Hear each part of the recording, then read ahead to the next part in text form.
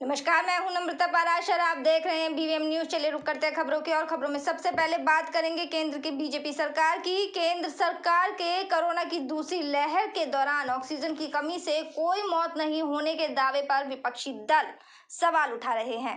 विपक्ष इस मुद्दे को लेकर केंद्र पर लगातार जुबानी हमले कर रहा है। दिल्ली के स्वास्थ्य मंत्री सत्येंद्र जैन ने केंद्र पर हमला बोलते हुए कहा कि वे जल्द ही कहेंगे कि कोई कोविड-19 आया ही नहीं था।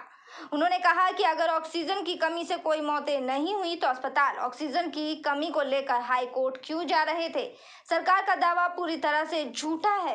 जैन ने कहा कि हमने पीड़ितों को मुआवजे देने के लिए ऑक्सीजन की कमी की जांच के लिए ऑडिट कमेटी बनाई थी, जिसे केंद्र ने उपराज्यपाल के जरिए रोक दिया। केंद्र सरकार लोगों के जख्मों पर नमक छिड़क रही है। हम उपराज्यपाल से अपील करेंगे कि वे कमेटी को मंजूरी दें। गौरतलब है कि मंगलवार को राज्यसभा में सरकार से सवाल पूछा गया कि ऑक्सीजन की कमी की वजह से कितने मरीजों की मौत हुई, जिस पर सरकार ने जवाब दिया कि ऑक्सीजन की वजह से एक भी मौत नहीं हुई है। स्वास्थ्य राज्य मंत्री भारती प्रवीण ने बताया कि स्वास्थ्य राज्य का विषय है और राज्य और केंद्र शासित प्रदेश कोविड के मामले और मौत की संख्या के बारे में केंद्र को नियमित सूचना देते हैं। प्रवीण पवार के इसी बयान के बाद से विपक्ष केंद्र सरकार पर हमलावर है। कमी नहीं थी, ऑक्सीजन से डेथ नहीं हुई, तो बार बार हर रोज दिल्ली के अंदर ही हाई कोर्ट में एक के बाद एक हॉस्पिटल जा रहे थे, रोज कह रहे थे कि भाई लोग ऑक्सीजन की कमी है, ऑक्सीजन की कमी से लोग डेथ हो रही है। आप लोग भी बता रहे थे, रोज नई नई स्टोरीज दिखा रहे थे, टीवी के ऊपर भी, अखबारों के अंदर भी, कि देखिएगा इस अस्पताल के अंदर ऑक्सीजन कम हो गई, इसकी वजह से डेथ हो गई, यहाँ पर ऑक्सीजन ख़त्म हो गई, इसकी वजह से देखो इतने लोगों की मृत्यु हुई। ये बिल्कुल असत्य है, गलत बात है। दिल्ली के अंदर भी और देश के अंदर भी बहुत जगह पर ऑक्सीजन की कमी से कहीं डेथ हुई। बहुत ही दुखद था, बहुत ही दुर्भाग्यपूर्ण था, ऐसा नहीं होना चाहिए था। दिल्ली के अंदर हमने एक कमेटी बनाई थी, ऑक्सीजन के लिए ऑडिट कमेटी बनाई थी कि जो भी ऑक्सीजन की वजह से डेथ हो जाए तो उसको 5 लाख तक का कंपनसेशन देने के लिए कमेटी बनाई थी, जिसको कि एलजी साहब ने भंग कर दिया। अगर वो कमेटी होती तो बिल्कुल एग्जैक्ट डाटा आ जाता आपके सामने कि कितने लोगों की डेथ हुई, सरकार उसको कंपनसेशन भी दे देती। क्योंकि केंद्र सरकार ने एलजी साहब के थ्रू उसको भंग करा दिया, जिस वजह से आपको एग्जैक्ट डाटा नहीं मिल पाया।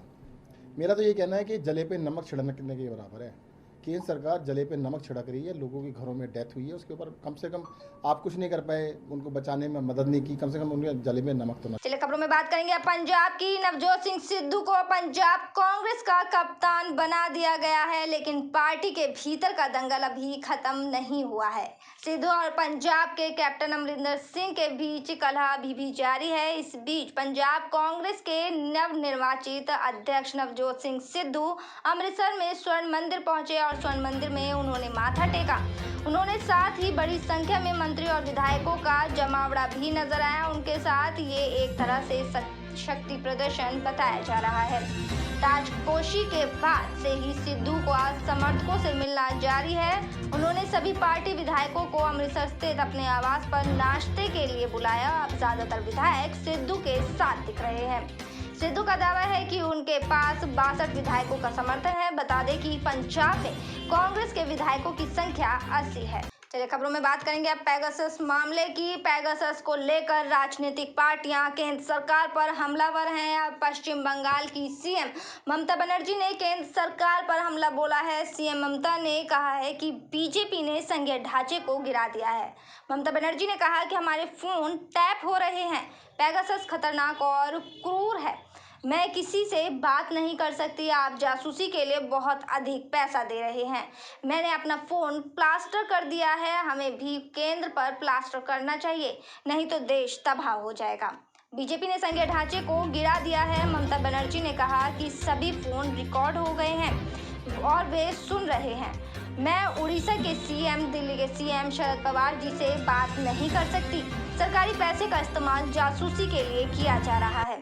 पेगासस ने जज के फोन, मंत्री के फोन, विधायक के फोन को अपने कब्जे में ले लिया है। लोकतंत्र खतरे में है। उन्होंने कहा कि बीजेपी एक अत्यधिक लोडेड वायरस पार्टी है। सुप्रीम कोर्ट से मेरा अनुरोध है कि फोन टेपिंग में स्वतः संज्ञान लिया जाए और कृपया लोकतंत्र और देश को बचाएं। मेरा फोन टैप कर दिया गया है। 16 अगस्त को बंगाल में खेला दिवस होगा। कर दिया, क्या करेगा? फोन लगा के क्या करेगा? कैमरा में पूरा धुल लेता है, हम ऑडियो में भी बात करते हैं तो, फेस टाइम में भी करते हैं तो, वीडियो में भी करते हैं तो, मैं कैमरा का ही पूरा प्लास्टर लगा दिया। एक गवर्नमेंट ऑफ इंडिया को भी प्लास्टर लगाना चाहिए, नहीं तो देश बर्बाद हो जाएगा, देश को बर्बादी हो जाएगा। किसी का ऊपर भरोसा नहीं है, केउ काउके विश्वास करते पाরছে না। Even central government, I am sorry to से, your ministers their phone is also blocked. स्पाईगिरी चल रहा है, मिनिस्टारेर फोन পেগাসাস ঢুকে গেছে, অফিসারদের phone Pegasus captured, all leaders phone Pegasus captured, all জাজেস phone, maximum জাজেস phone is also captured. নাও গণতন্ত্রের তিনটে important জিনিস আছে, democracy. If we love our democracy, hour founding father they strong our democracy, and India is one of the largest democracy in the world. But now, because of this government of India, the BJP party, they bulldoze the democracy, they have finished the federal structure, they have finished the democratic rights, three main pillars in democracy. चलिए बात करेंगे अब अगली खबर की। केंद्र सरकार ने मंगलवार को ये बयान दिया है कि कोरोना की दूसरी लहर में ऑक्सीजन की कमी से कोई भी मौत नहीं हुई है, जबकि अप्रैल में मीडिया रिपोर्ट्स और सरकार के बयानों के जरिए ही देखा गया तो केवल दिल्ली, गोवा, हरियाणा, कर्नाटक और आंध्र प्रदेश समेत 5 राज्यों में 195 लोगों की मौत हो गई थी। इसी साल मार्च और अप्रैल में जब कोरोना की दूसरी लहर अपने चरम पर थी तो ऑक्सीजन संकट पैदा हो गया था। लोगों के अपने परिजनों के लिए ऑक्सीजन सिलेंडर खोजने के लिए दर दर भटकते नजर आए और ऑक्सीजन की कमी के कारण मौतें होने की खबरें भी सामने आईं। आरोप लगे कि अस्पताल ऑक्सीजन की कमी के कारण लोगों को एडमिट नहीं कर रहे हैं। इसी वजह से तड़प तड़प कर कई लोगों ने अपनी जान सड़क पर ही दे दी और अस्पतालों के बाहर कई लोगों की जान चली गई। लेकिन केंद्र सरकार ने मंगलवार को ये बताया है कि कोरोना की दूसरी लहर में ऑक्सीजन की कमी से कोई मौत नहीं हुई है, जबकि अप्रैल में मीडिया रिपोर्ट्स और सरकारों के बयान के माध्यम से देखा गया तो केवल दिल्ली, गोवा, हरियाणा, कर्नाटक, आंध्र प्रदेश समेत 5 राज्यों में ही करीब 200 लोगों की मौत हुई थी। राज्यसभा में स्वास्थ्य मंत्री से जब ये सवाल पूछा गया कि क्या ऑक्सीजन की कमी से बड़ी संख्या में सड़क और अस्पतालों में मरीजों की मौत हुई, तो स्वास्थ्य राज्य मंत्री भारती प्रवीण पवार ने लिखित जवाब में बताया कि राज्य और केंद्र शासित प्रदेश कोरोना से होने वाली मौतों की जानकारी नियमित और केंद्रीय स्वास्थ्य मंत्रालय को देते हैं, लेकिन किसी भी राज्य या केंद्र शासित प्रदेश ने ऑक्सीजन की कमी से होने वाली मौतों को लेकर जानकारी नहीं दी है। परिवार के लोग ऑक्सीजन के अभाव से उनकी मृत्यु हो गई, उनके ऊपर क्या बीती हुई ये बात सुनकर मैं तो कहूँगा पूरे देश में ऑक्सीजन के अभाव से, ऑक्सीजन की शॉर्टेज से, ऑक्सीजन न मिलने से जो लोग मर गए उनके परिजनों ने सरकार के ऊपर मुकदमा दायर करना चाहिए कि झूठ बोल रहे और फलाना फलाना हमारा बेटा, हमारा भाई, हमारे पिताजी, हमारी माँ ऑक्सीजन की शॉर्टेज से ही उनकी मृत्यु हुई है। ऑन रिकॉर्ड है सब, लेकिन किसी भी स्टेट पर आंकड़े नहीं हो सकते। केंद्र सरकार के ऑक्सीजन की कमी से मौत नहीं होने वाले बयान पर सियासत तेज हो गई है। विपक्ष लगातार सरकार पर हमलावर है, वहीं सरकार की ओर से विपक्ष के आरोपों को निराधार बताया जा रहा है। बीजेपी प्रवक्ता संबित पात्रा ने विपक्ष पर जमकर निशाना साधा है। संबित पात्रा ने कहा है कि किसी भी राज्य ने नहीं कहा कि ऑक्सीजन की कमी से कोई मौत हुई है। राज्यों ने मौतों के बारे में कोई आंकड़ा नहीं भेजा है तो क्या जानकारी दी जाएगी। विपक्ष इस मुद्दे पर राजनीति कर रहा है। राहुल गांधी और अरविंद केजरीवाल का दोहरा रवैया सामने आया है। राहुल गांधी इस मुद्दे पर भ्रम फैला रहे हैं। संबित पात्रा ने शिवसेना नेता संजय राउत पर भी तंज कसा। पात्रा ने कहा कि संजय राउत झूठ का सहारा लेकर लोगों को भ्रमित कर रहे हैं। दिल्ली में बीजेपी मुख्यालय में प्रेस वार्ता को संबोधित करते हुए संबित पात्रा ने राहुल गांधी, अरविंद केजरीवाल, संजय राउत समेत अन्य नेताओं पर आरोपों की झड़ी लगाई। यूनियन टेरिटरीज का विषय है health is a state and union territory subject, number 1। Number 2, केंद्र कहती है कि हम केवल संग्रहित करते हैं डाटा को, अर्थात जो भी आंकड़े राज्य भेजते हैं केंद्र को, हम उसे संग्रहित करते हैं, कलेक्ट करते हैं, हम डाटा जनरेट नहीं करते हैं। तीसरी बात केंद्र कहती है कि हमने एक गाइडलाइन इशू किया है जिसके आधार पर जो राज्य हैं और जो यूनियन टेरिटरीज हैं वो अपने मौत के आंकड़ों को रिपोर्ट कर सके और रेगुलर बेसिस पे वो ये रिपोर्टिंग करती हैं। और अंत में केंद्र कहती है कि चूंकि किसी भी राज्य ने या किसी भी यूनियन टेरिटरी ने ऑक्सीजन के शॉर्टेज को लेकर कोई मृत्यु हुआ हो, specifically because of oxygen shortage, इस पर कोई आंकड़ा नहीं भेजा। किसी ने भी ये नहीं कहा कि उनके राज्य में ऑक्सीजन शॉर्टेज के कारण कोई मृत्यु हुई। चलिए खबरों में आप बात करेंगे आसमान से बरसती आफत की। महाराष्ट्र की राजधानी मुंबई में बारिश जमकर कहर ढा रही है। बीते 4 दिनों से मुंबई में बारिश का दौर जारी है। कई इलाकों में पानी घरों में घुस गया है। मुंबई के उपनगरीय इलाके नवी मुंबई में बाढ़ के पानी में फंसे 120 लोगों को दमकल विभाग की टीम ने सुरक्षित बचा लिया है। दमकल टीम ने भारी बारिश के कारण नवी मुंबई के विभिन्न हिस्सों में फंसे कई लोगों को सुरक्षित स्थानों पर भेजा है। वहीं मौसम विभाग ने मुंबई मेट्रोपॉलिटन क्षेत्र में अगले 24 घंटे में भारी से भारी बारिश की आशंका जताई है। साथ ही कुछ क्षेत्रों में भारी बारिश को लेकर रेड अलर्ट भी जारी कर दिया गया है। मुंबई में हो रही बारिश की वजह से जनजीवन पूरी तरह से अस्त व्यस्त हो गया है। सड़कों पर जलभराव की स्थिति से कई इलाकों में ट्रैफिक जाम के हालात बने हुए हैं। वहीं मुंबई की लाइफलाइन कही जाने वाली लोकल ट्रेन भी प्रभावित हुई है। चलिए खबरों में बात करेंगे हरियाणा के फरीदाबाद की। फरीदाबाद में स्टोर संचालक की गुंडों ने दुकान में घुसकर जमकर पिटाई कर दी है। वीडियो जमकर वायरल हो रहा है। आपको बता दें कि एनआईटी फरीदाबाद की संजय कॉलोनी में कुछ गुंडों ने दुकान में घुसकर दुकान के संचालक की जमकर पिटाई कर दी। इस घटना की शिकायत उसने संजय कॉलोनी पुलिस चौकी में की थी, लेकिन घटना के 10 दिन बीत जाने के बाद भी पुलिस ने आरोपियों के खिलाफ कोई कार्यवाही नहीं की है, जिसके चलते उसे डर है कि कहीं आरोपी उस पर और उसके परिवार पर फिर से हमला ना करते। फरीदाबाद में वायरल हो रही ये वही तस्वीरें हैं जिसमें उधार और दिए हुए सामान का पैसा मांगने पर कुछ गुंडों ने स्टोर संचालक की दुकान में घुसकर बुरी तरह से पिटाई कर दी। स्टोर संचालक के मुताबिक उन गुंडों पर उनका पुराना उधार का हिसाब बकाया था। इसके बाद गुंडे उसकी दुकान पर आए और फिर उधार मांगने लगे, जिसके बाद उसने पुराना उधार चुकाने की बात कही और उस पैसे देने से मना कर दिया। इसी बात पर गुस्साए गुंडों ने स्टोर संचालक की दुकान में घुसकर बुरी तरह से पिटाई कर दी। हाँ, मामला ये था कि मेरे पास ना एक बिट्टू नाम का लड़का जिसके पास मेरे कुछ उधारी के पैसे थे और कुछ सामान लेने के लिए आया था। तो मैंने उससे कहा भाई पुराने पैसे दे दे कुछ जो उधारी के हैं।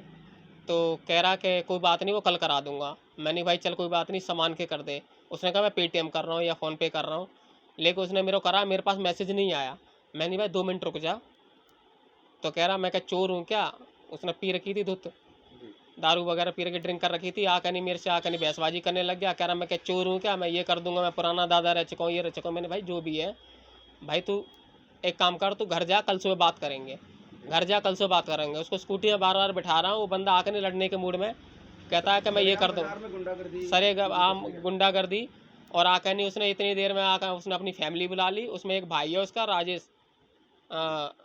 राजेश कुछ नाम है उसका, और फुल नशा कर रखा, तो उसने भी इंजेक्शन वगैरह का जो भी है। रुक करेंगे अगली खबर की और। देश भर में मनाई जा रही ईद उल अजहा को लेकर बल्लभगढ़ की मस्जिद में मौलवी ने अत्यंत सादगी के साथ कोरोना गाइडलाइन का पालन करते हुए मात्र 10 से 12 लोगों के साथ नमाज अदा की। सभी को बकरीद की उन्होंने शुभकामनाएं दी और देश में आपसी भाईचारा बनाए रखने के लिए उन्होंने दुआ की। तस्वीरों में दिखाई दे रहा ये नज़ारा बल्लभगढ़ की मस्जिद का है, जहाँ मौलवी की अगुवाई में मात्र 10 से 15 लोगों के साथ नमाज अता की गई। और दरअसल कोरोना काल को देखते हुए मौलवियों द्वारा पहले से ही लोगों को मस्जिद में आने से मना कर दिया गया था। उन्हें घर पर ही नमाज अता करने की सलाह दी गई थी, जिसके चलते मस्जिद में कोई भीड़ नजर नहीं आई। बल्लभगढ़ के ऊंचा गांव मस्जिद के मौलवी जमालुद्दीन शेर खान मलिक ने सभी देशवासियों को बकरीद की शुभकामनाएं देते हुए कहा कि कोरोना काल को देखते हुए इस बार तमाम लोग अपने घरों में नमाज अदा करें। वहीं मस्जिद के अंदर 15 से भी कम लोगों ने नमाज अदा की। उन्होंने कहा कि पिछले साल से कोरोना के चलते हुए बहुत सारे लोगों ने अपनी जान गंवाई है। कम से कम लोगों ने नमाज पढ़ी है। हमने पहले ही लोगों को इतला कर दिया था कि भाई बाकी अपने घरों पर नमाज पढ़ेंगे, कुछ मस्जिद में पढ़ेंगे। तो इस तरह से पिछली ईद पे भी ऐसे किया था, इस ईद पे भी ऐसे किया था। कौन सी ईद है ये? ये ईद उल जुहा है जो बकरा ईद के नाम से मानी जाती है। और ये एक भाईचारे में भी कोई भी जो भी लोग कुर्बानी करते हैं अपने घरों में मतलब अदब के साथ करें, ठीक है जी। और 2021 पर देशवासियों को तहे दिल से मुबारकबाद पेश करता हूँ कि जो ईद उल जुहा का ये त्यौहार है, ये राष्ट्रीय त्यौहार है। उस पर हमें एक खुशी के साथ, अमन के साथ मनाने का मौका मिला। ईद उल जुहा पर मैं मौलाना जमालुद्दीन ज़िला सदर जमीयत उलमा फरीदाबाद, इमाम जाम मस्जिद ऊंचा गांव। चलिए खबरों में बात करेंगे अब पलवल की। पलवल जिले में ईद उल अजहा यानी कि बकरीद का त्यौहार मनाया गया। बकरीद के मौके पर पलवल में मुस्लिम समाज के लोगों ने कोरोना जैसी महामारी को ध्यान में रखते हुए मस्जिद के बजाय घर पर ही रहकर नमाज अदा की। वहीं मस्जिदों में मौलवियों ने प्रशासन की हिदायत का पालन करते हुए नमाज अदा कर अमन चैन की दुआ मांगी और गले मिलकर एक दूसरे को बधाई भी दी। इस मौके पर मुस्लिम समाज के द्वारा ईदगाह में पौधारोपण भी किया गया। कोरोना महामारी का असर बकरीद के त्यौहार पर साफ दिखाई दिया। हर साल ईदगाह पर सैकड़ों लोग एकत्रित होकर सामूहिक नमाज अदा करते थे, वहीं इस बार 5 से 7 लोग ही ईदगाह पर मौजूद रहे। इसके द्वारा वहां बकरीद के त्यौहार पर केवल पौधारोपण ही किया गया। मुस्लिम वेलफेयर सोसाइटी के प्रदेश अध्यक्ष हाजी यूनिस अहमद ने बताया कि कोरोना जैसी महामारी को देखते हुए मुस्लिम समाज के लोगों को मस्जिद में आने के लिए रोका गया है। उनको घरों पर ही नमाज अदा करने के लिए कहा गया ताकि मस्जिद के अंदर भीड़ ना लगे। उन्होंने कहा कि घर पर ही रहकर नमाज अदा करें। इसके अलावा बकरीद के मौके पर सभी लोगों से आग्रह भी किया गया कि कोई भी ऐसी हरकत ना करे जिससे समाज में भाईचारे को ठेस पहुंचे। यहाँ हमारी 3 एकड़ ज़मीन है जिसमें हमने पौधा कम से कम 1000 पौधे लगाने का एक लक्ष्य रखा है। हमने लोगों से भी एक अपील की है कि इस ईद के मौके पे कोरोना की गाइडलाइन को देखते हुए लोगों से नमाज के लिए भी हमने मस्जिदों में और घरों पे अदा करने के लिए कहा था कि सोशल डिस्टेंसिंग का पालन करें, कोरोना की गाइडलाइन का पालन करें। दूसरा, लोगों से ये अपील की गई थी कि मुस्लिम समाज से ज़्यादा लोग आगे आएँ, ईद के मौके पे ब्लड डोनेशन कैंप लगाएं, वैक्सीन कैंप लगवाएं या पौधारोपण करें। यही हमने सबसे लोगों से अपील की। और दूसरा, मुस्लिम भाइयों से एक अपील और भी की है हमने कि कोई भी, क्योंकि ये बकरा ईद का त्यौहार है, इसमें कोई भी ऐसी शरारत ना करें जिससे हमारे हिंदू भाइयों को किसी को ठेस पहुँचे। सोशल मीडिया इसमें हम सभी भाइयों को एक मुबारकबाद देने आए हैं यहाँ। क्यों आज इन्होंने जो है दुकानें के तो वो नहीं करा है, अपने अलग अलग करा है, अपने जो टाइम टेबल के हिसाब से जो वो करा है। बाकी यहाँ पौधा लगाने का भी एक प्रयास रखा है, इन्होंने पौधा लगाए हैं। तो हम तो ये कहते हैं कि ये भी हमारे लिए, जैसे हमारा होली दिवाली आती है उस पर ये मुबारकबाद देने जाते हैं, तो इसीलिए हम भी ईदगाह पे इनको मुबारकबाद देने के लिए आए हैं। तो हम तो ये कहें सब भाइयों में एकता बनी रहे। और आगे अपने ये प्रधान जी है, इसने बहुत ही अच्छा एक हमको वो किया है। चलिए रुकेंगे अगली खबर की ओर। प्रदेश में धान की खेती को छोड़कर फसल विविधीकरण के तहत अन्य फसल उगाने वाले किसानों को प्रोत्साहन के लिए शुरू की गई महत्वाकांक्षी योजना मेरा पानी मेरी विरासत की रजिस्ट्रेशन की अंतिम तारीख बढ़ाकर अब 31 जुलाई कर दी गई है। जिला बागवानी अधिकारी डॉक्टर अब्दुल रज्जाक ने बताया कि जिला पलवल में साल 2021-22 के लिए 250 एकड़ भूमि में धान की बजाय बागवानी की खेती का लक्ष्य प्राप्त हुआ है, जो पूरा कर लिया गया है। और मेरा पानी मेरी फसल विरासत के तहत अभियान चलाकर ये जारी किया गया है। जिला बागवानी अधिकारी डॉक्टर अब्दुल रज्जाक ने बताया कि पलवल जिले में बढ़ते हुए धान के क्षेत्र से प्रत्येक वर्ष भूजल स्तर में गिरावट आ रही है। उन्होंने बताया कि धान की खेती सबसे ज्यादा पानी का दोहन मांगती है। ऐसे में प्रदेश सरकार की तरफ से वैकल्पिक फसल के रूप में मक्का, कपास, बाजरा, दलहन, बागवानी की फसल और जल संरक्षण को बढ़ावा देने के लिए मेरा पानी मेरी विरासत योजना की शुरुआत की गई। मैंने अपनी सब्जी और नेट हाउस लगा के सब्जी से उत्पाद कर रहे हैं और हरी सब्जी में बहुत अच्छी विटामिन और प्रोटीन्स होती हैं। और हमारा जो पानी का स्तर बहुत नीचे जा रहा है, पानी की बचत के लिए हम ड्रिप्स प्रणाली यूज़ कर रहे हैं, और जिससे पानी का स्रोत ऊपर बढ़े और पानी की खपत कम से कम हो। ये सुविधा मेरा पानी मेरा विरासत सुविधा पे हरियाणा सरकार ने भी ये सुविधा। हमने धान की खेती को छोड़कर बागवानी की खेती अपनाई हुई है, सब्जियों की खेती करते हैं। इससे जो है पानी की बचत होती है और पानी जो है आगे आने वाली पीढ़ी के लिए जो है बचाया जाएगा, सुरक्षित रखा जा सकता है। तो किसानों से क्या अपील है? किसानों से अपील है कि धान की खेती को छोड़कर बागवानी की खेती की तरफ है और सब्जियों की खेती की तरफ है या और अन्य दलहन खेती की तरफ जो है रुझान करें। मेरे साथ खबरों में फिलहाल इतना ही। आप बने रहिए BVM न्यूज़ के साथ। फिलहाल मुझे दीजिए इजाज़त। नमस्कार।